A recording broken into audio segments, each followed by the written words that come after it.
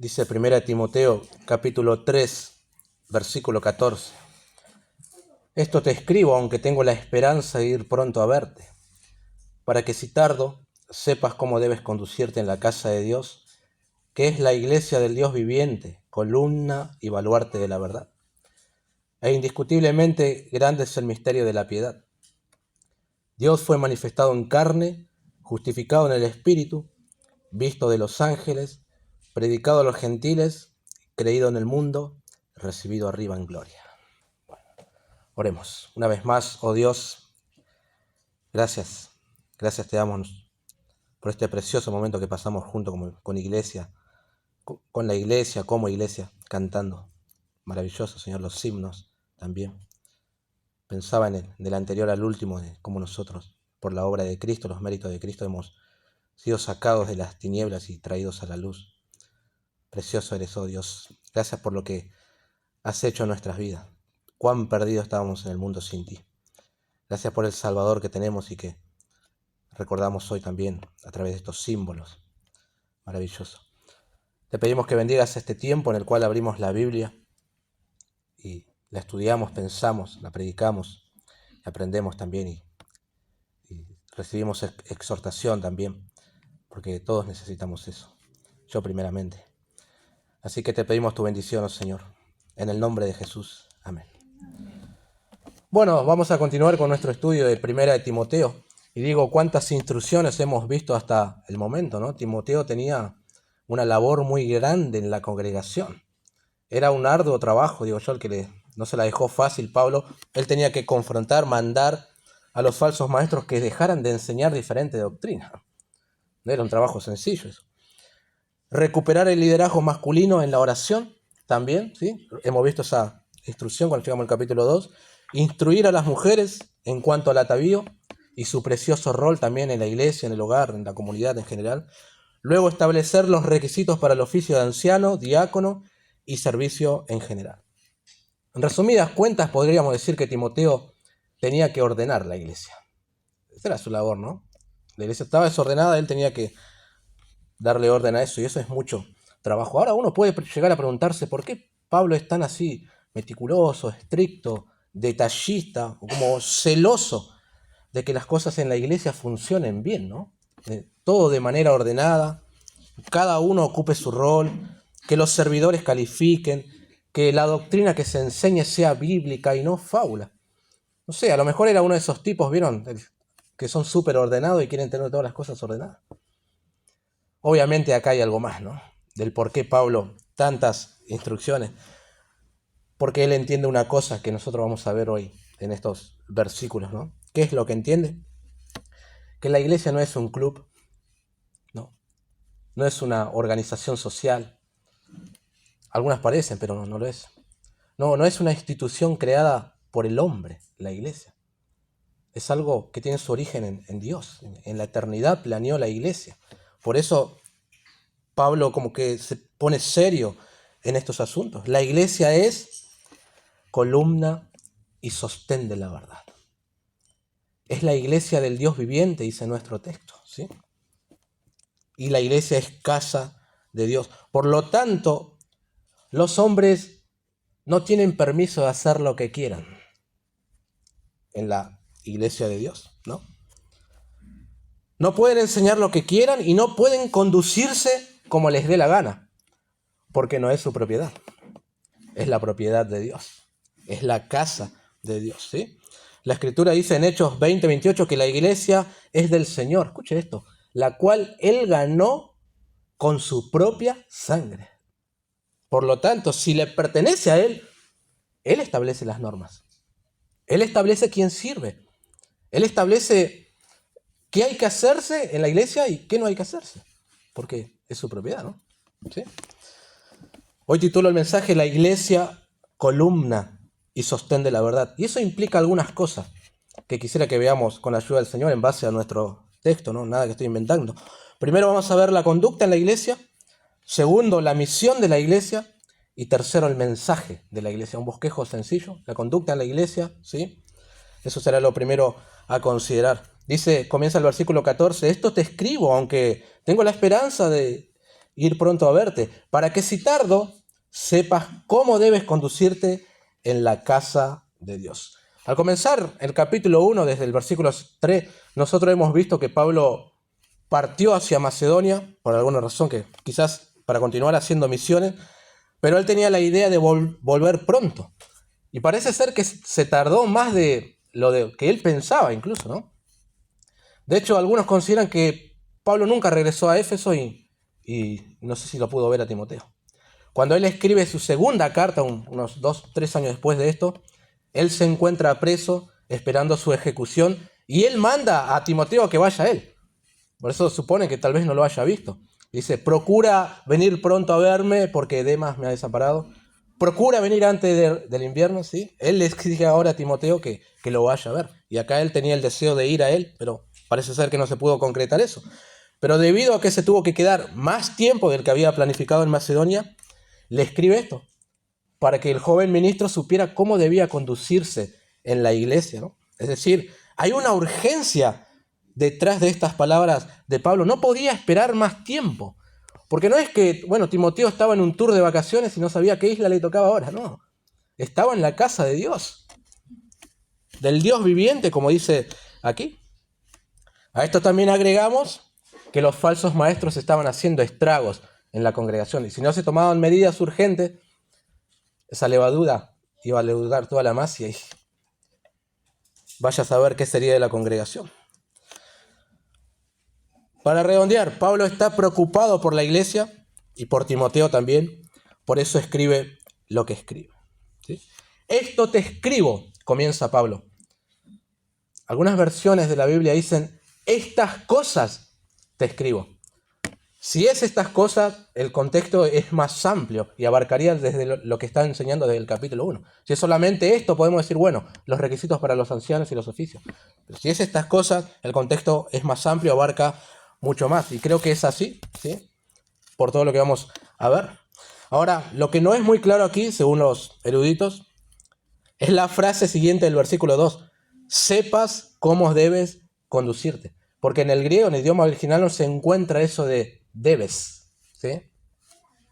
Por lo tanto, los que saben dicen que puede referirse específicamente a la conducta de Timoteo como la conducta general de los creyentes. De ambas maneras se traduce y puede ser, y está bien.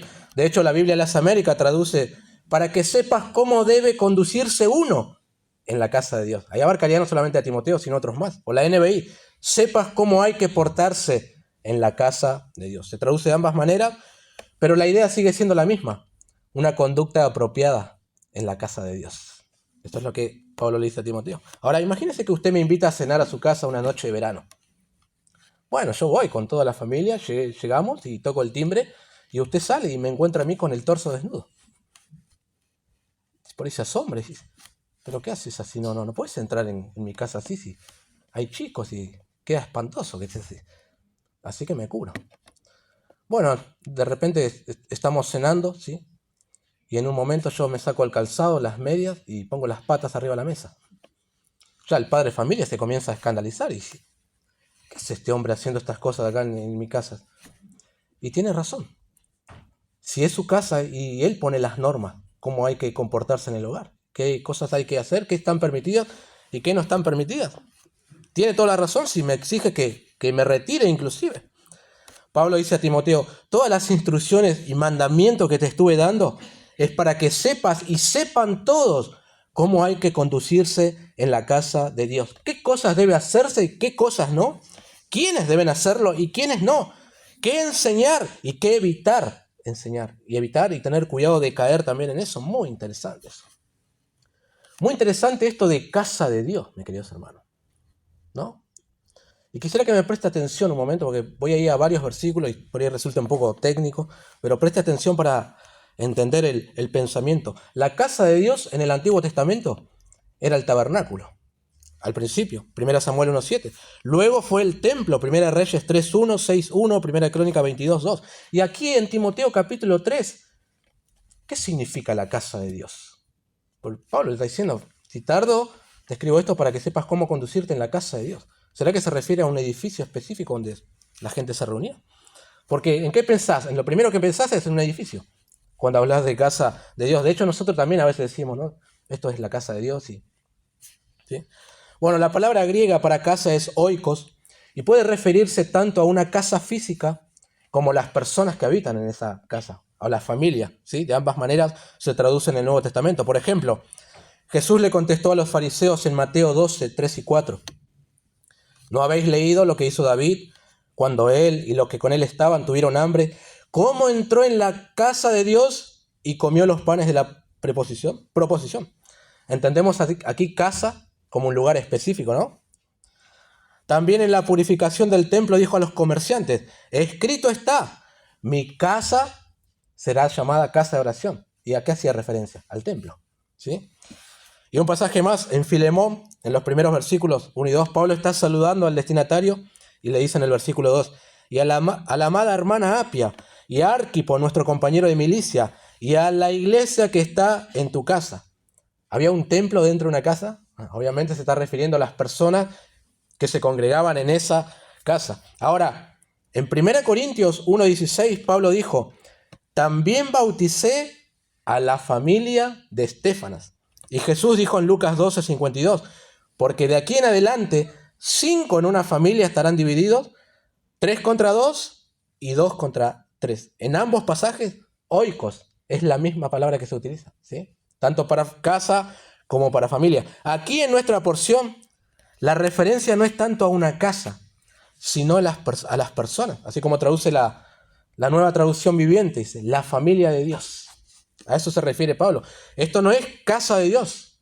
Esto es un salón, un edificio donde la casa de Dios se reúne. ¿Sí? Parece una contradicción, pero no. Los creyentes se reúnen. Esto es la asamblea, el cuerpo de Cristo, los creyentes, su familia. Hebreos 3:6. Pero Cristo como su Hijo sobre su casa, la cual casa somos nosotros, si retenemos firme hasta el fin la confianza. Pablo no está haciendo referencia aquí a un lugar específico, queridos hermanos.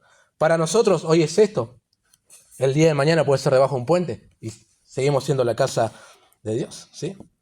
Él está hablando de casa como la familia de Dios. Timoteo, te escribo esto para que sepas o sepan cómo hay que conducirse en la familia de Dios. Otro ejemplo, para cerrar el pensamiento, lo hemos visto acá en el capítulo 3, entre los requisitos para los ancianos y los diáconos estaba que gobierne bien su casa.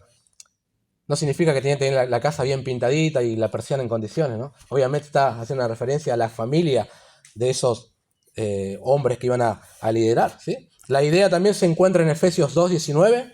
Así que ya no sois extranjeros ni advenedizos, sino conciudadanos de los santos y miembros de la familia de Dios, ¿sí?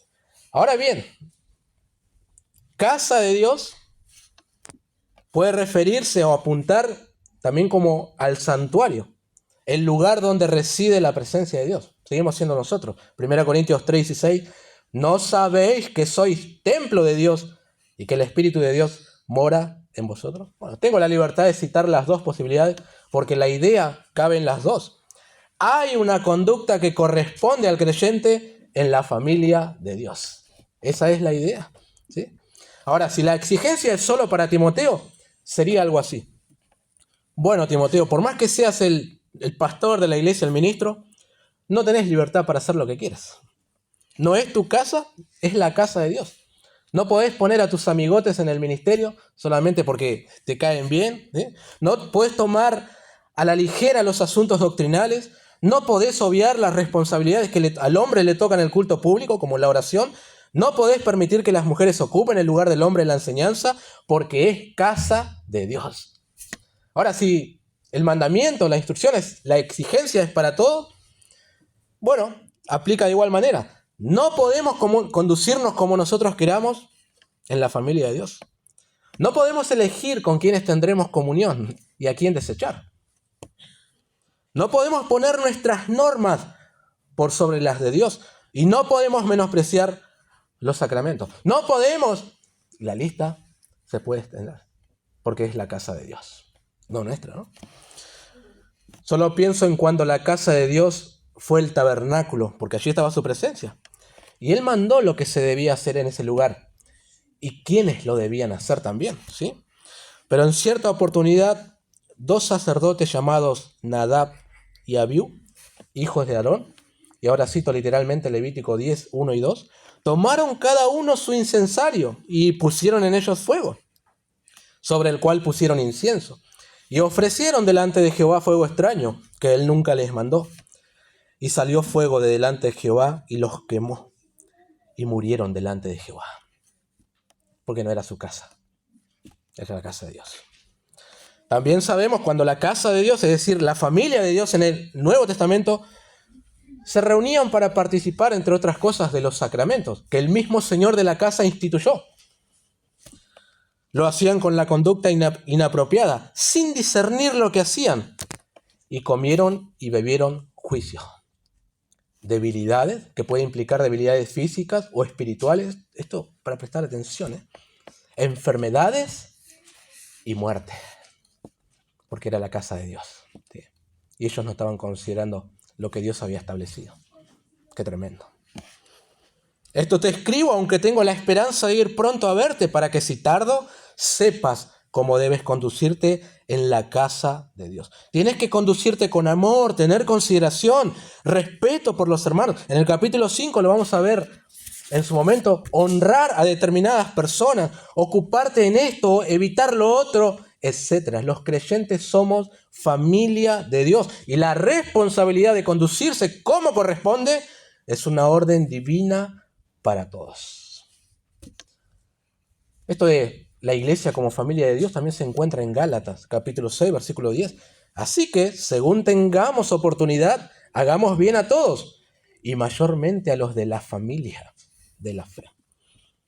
También alguien ha dicho, al igual que una familia, una iglesia necesita disciplina en amor. Los hijos a quienes no se disciplina se hacen rebeldes y tiranos. Los líderes espirituales de la iglesia deben ejercer disciplina. Algunas veces los hijos necesitan un regaño. Otras veces la disciplina debe ser más severa. Fin de la cita, ¿no? Pero la iglesia es la familia de Dios, donde nos amamos unos a otros, nos cuidamos unos a otros y nos servimos unos a otros. Ahora, nuestro texto dice que no solamente la iglesia es familia de Dios, casa de Dios, sino también que es la iglesia del Dios viviente. Más solemnidad aún le está agregando Pablo, ¿no? Esto no es un templo de ídolos muertos, como los que encontrabas en las calles de Éfeso, o como los que encuentras hoy, como por ejemplo en la plaza principal, un hermoso edificio al cual algunos llaman iglesia. Esto es la congregación, la asamblea del Dios vivo. Con solo saber eso, yo pienso que deberíamos caminar de puntitas de pie. Porque Dios, el Dios vivo, habita entre los creyentes. Impresionante. Hay muchas asambleas, como dice Warren Wiersbe, pero la iglesia es la asamblea del Dios viviente. Y por lo tanto, Él tiene el derecho de decirnos cómo debe ser gobernada. Esta verdad debe provocar en nosotros, hermanos, un tremendo respeto hacia Él, ¿no? Tremendo respeto. Y un fiel comportamiento, porque ya he mencionado que hay ciertos comportamientos que pueden acarrear juicio sobre quien lo practica. Atendamos a la advertencia de Hebreos 10. Horrenda cosa es caer en manos del Dios vivo. ¿Sí? Conducta apropiada en la iglesia de Dios en primer lugar.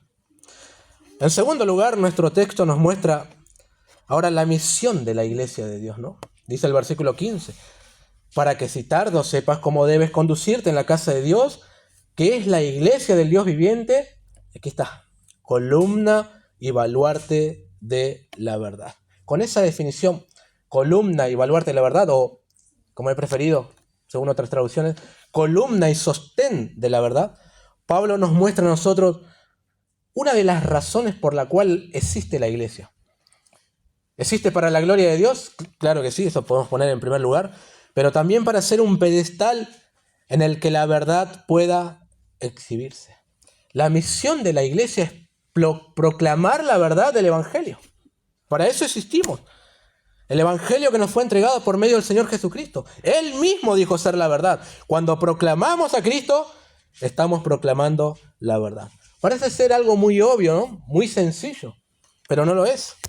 A menudo vemos cómo diferentes iglesias pierden la brújula y se parecen a cualquier cosa, menos como un lugar o una iglesia que sostiene la verdad del glorioso evangelio. En última instancia, ¿por qué hay un éxodo hoy en día en muchas iglesias? Que personas la dejan y se van. No es tanto porque, bueno, tocaban la música muy fuerte y a mí me hacía mal el oído. No es tanto por eso. Es porque el Señor les abre los ojos, llegan al conocimiento de la verdad y dice, acá la verdad no está. Dígase, te vas. Y esa es una buena razón para abandonar una iglesia. Cuando te das cuenta que no se está predicando la verdad. ¿Sí? Porque la iglesia existe para eso. La verdad no se puede negociar. La iglesia es columna y sostén de la verdad.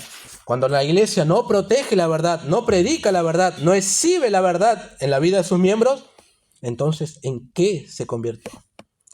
La iglesia debe ser conocida por eso, mis queridos hermanos, como una asamblea en la que vos pasás y ves una columna en la que se apoya la verdad por medio de la predicación y la piedad en la vida de sus miembros. Ahora, decir esto en el contexto de Éfeso, yo pienso que habrá tenido una relevancia, ¿no? Más que tal vez escucharla nosotros hoy.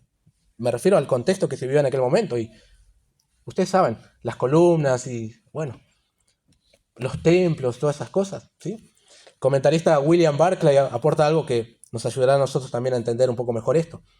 La más grande gloria en Éfeso era el templo de Diana o Artemisa. Grandes Diana de los Efesios, gritaron, ¿recuerdan? Hechos 19:28. Era una de las 7 maravillas del mundo, dice. Una de sus excelencias eran sus columnas. Tenía 127 columnas, cada una de las cuales había sido regalo de un rey. Todas eran de mármol y algunas estaban adornadas con joyas y recubiertas de oro. Los de Éfeso sabían muy bien lo hermosa que podía ser una columna. Bien puede ser que la idea de la palabra columna no indique aquí tanto el apoyo, eso está contenido en baluarte, como el despliegue. A menudo se colocaba la estatua de un personaje famoso encima de una columna para que pudiera sobresalir por encima de todas las cosas ordinarias y verse claramente hasta lejos.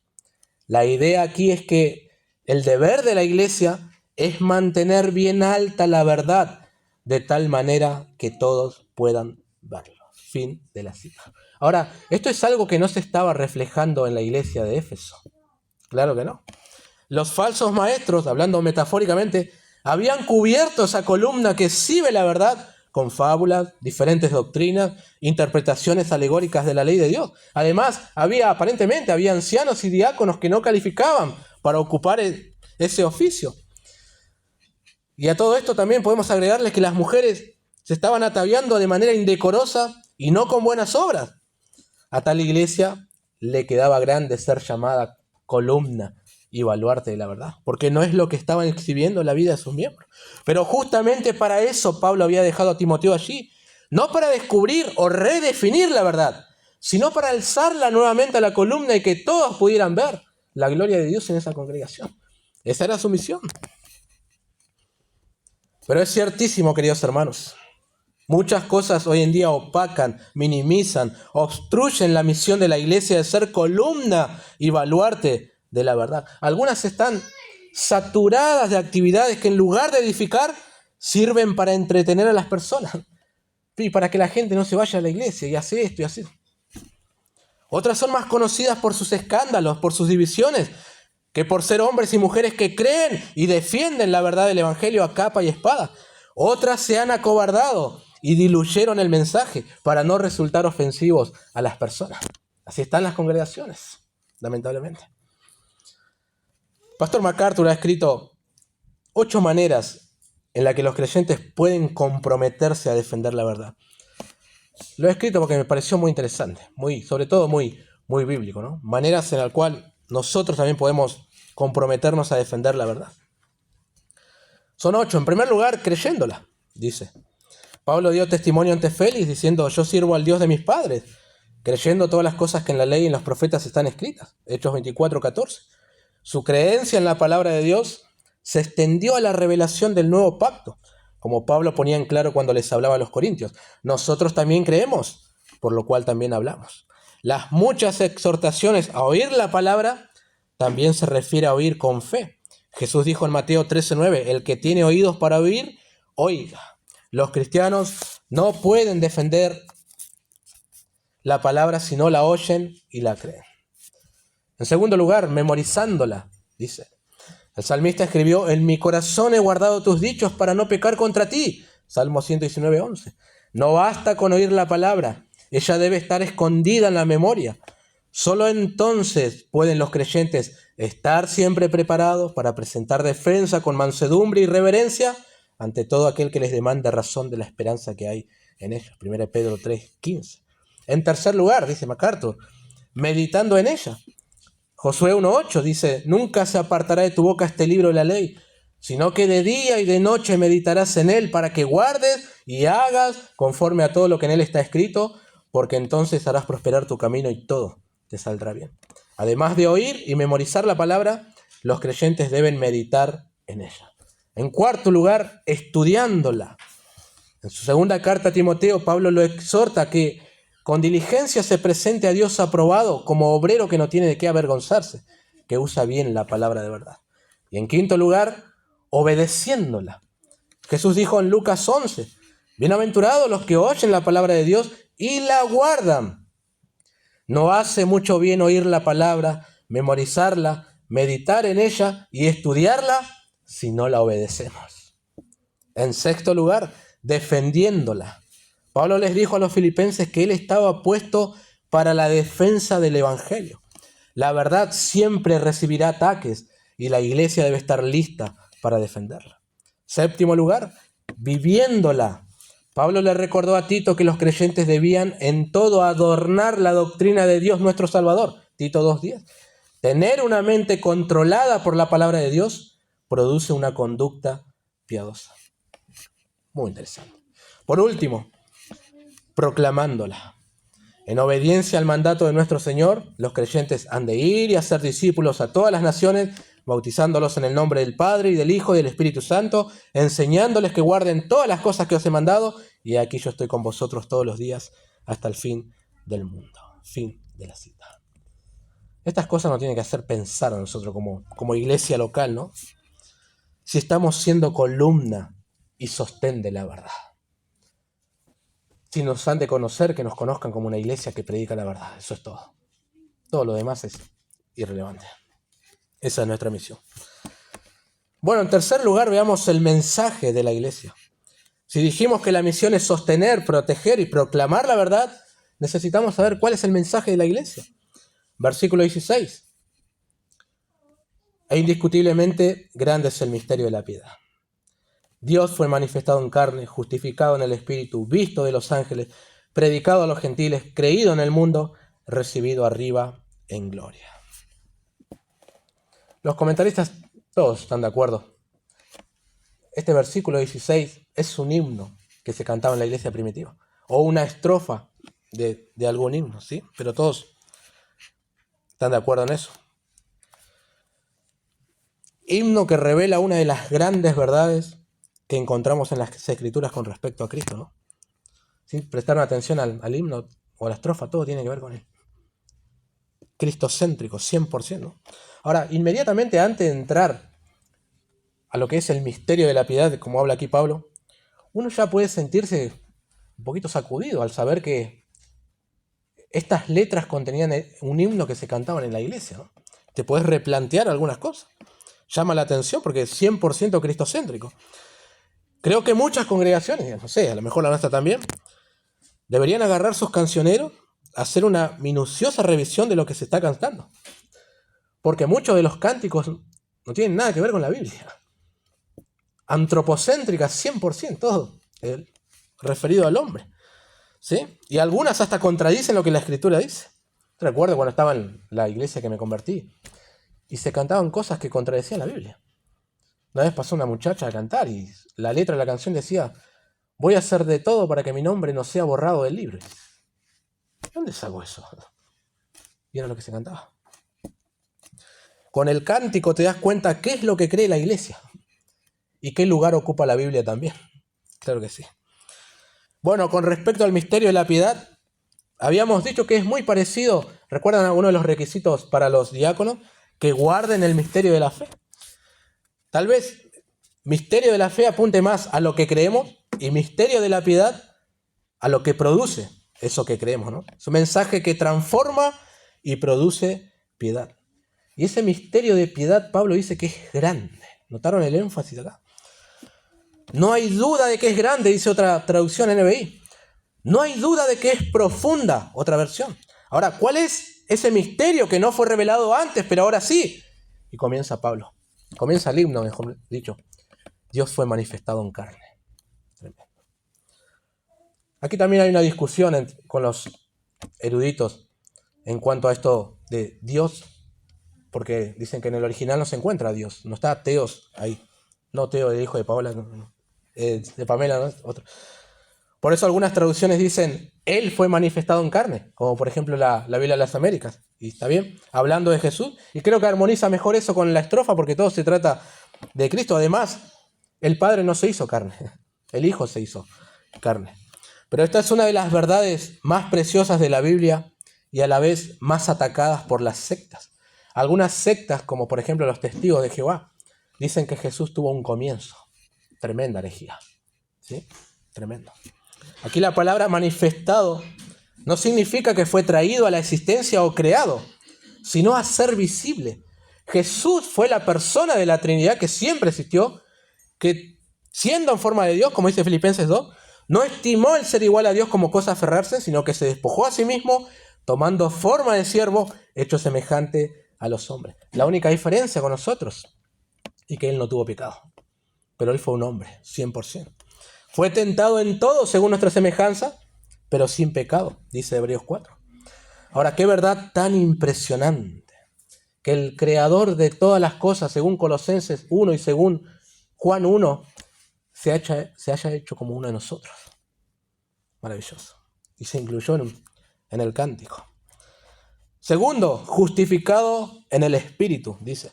Rotundamente negamos que acá justificado se trate de aquella justificación que necesitamos nosotros. Claro que no, porque Jesús era sin pecado.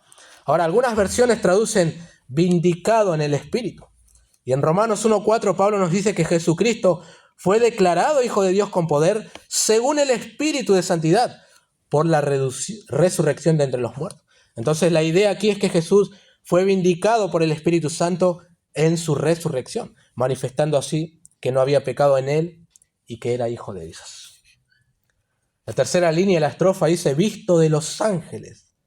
Parte del misterio de la piedad nos dice que Jesús fue visto de los ángeles. Sabemos por el Nuevo Testamento la participación que tuvieron estos seres en el ministerio de Jesús, ¿no? Aún anunciando la concepción de María, presentes en el nacimiento, presentes en el Getsemaní también, presentes en la resurrección y presentes también en la ascensión, visto de los ángeles. Tremenda la participación de esto. Y también en la segunda venida del Señor los ángeles tendrán un rol también. Pero estos vieron al Hijo de Dios, al glorioso Señor sentado en el trono de la majestad divina. Isaías 6 dice eso. Y luego lo ven envuelto en pañales y también morir por los pecadores. Qué impresionante lo que vieron los ángeles. En otra porción de Efesios también dice que tienen su mirada en la iglesia también. Cuarto, predicado a los gentiles. Ahora, qué línea tan hermosa en este himno cristológico. Ahí deberíamos cantar con fuerza cuando decimos, predicado a los gentiles. Cuando algunos creían que la salvación era solo para los judíos, Jesús fue predicado a los gentiles. Qué maravilloso. A nosotros también, sí. Eso fue lo que él encomendó a sus discípulos en Mateo 28. Y fue lo que Pablo contó como un ministerio revelado en Efesios 3, 6 y 7. Que por revelación me fue declarado el misterio, como antes lo he escrito brevemente, leyendo la cual podéis entender cuál sea mi conocimiento en el misterio de Cristo, misterio que en otras generaciones no se dio a conocer a los hijos de los hombres, como ahora es revelado a sus santos apóstoles y profetas por el Espíritu. Y ahí va. Que los gentiles, eso es lo que fue revelado, son coherederos y miembros del mismo cuerpo y copartícipes de las promesas en Cristo Jesús, por medio del Evangelio. Qué maravilloso. Quinto, creído en el mundo. Esto es el resultado de haber sido predicado a los gentiles. Lo hemos visto en el libro de los Hechos. Un mensaje poderoso de Pedro. 3.000 personas vinieron y así, 3.000, 5.000 y así explotó la iglesia, ¿no? Creído en el mundo. Y sexto, recibido arriba en gloria. El himno culmina de la mejor manera. Con derrota, humillación y fracaso, no. Cristo siendo exaltado, volviendo a la gloria que tenía antes con el Padre. ¿Okay? El plan de redención se cumplió a cabalidad. El Verbo de Dios, el Hijo encarnado, fue recibido arriba en gloria, a pesar del esfuerzo enorme de Satanás de frustrarlo, a pesar de que los hombres gritaban, crucifícale, crucifícale, Él fue recibido arriba en gloria. Ni me quiero imaginar el rostro de los ángeles ver nuevamente a su Creador, regresando a esa gloria. Impactante. Vieron todas las etapas, desde su encarnación, humillación, muerte, y ahora otra vez en gloria. Y algo maravilloso, no que quiera añadir el himno, ¿no? Pero otra vez regresará. Otra vez regresará. La iglesia es columna y sostén de la verdad. Y este es el mensaje que se nos encomendó a nosotros. Jesucristo. Eso es lo que tenemos que proclamar. Eso es, mis queridos hermanos. Para finalizar, alguien dijo, hubo una vez una antigua iglesia en Inglaterra. Un letrero frente al edificio decía, predicamos a Cristo crucificado. Después de algún tiempo, la hiedra creció y ocultó la última palabra. El lema ahora decía, predicamos a Cristo. La hiedra creció un poco más y el lema decía, predicamos. Por último, la hiedra cubrió todo el letrero y la iglesia murió. Tal es el destino de toda iglesia que deje cumplir su misión en el mundo. Que el Señor nos ayude a ser columna y sostén de la verdad. Vamos a orar.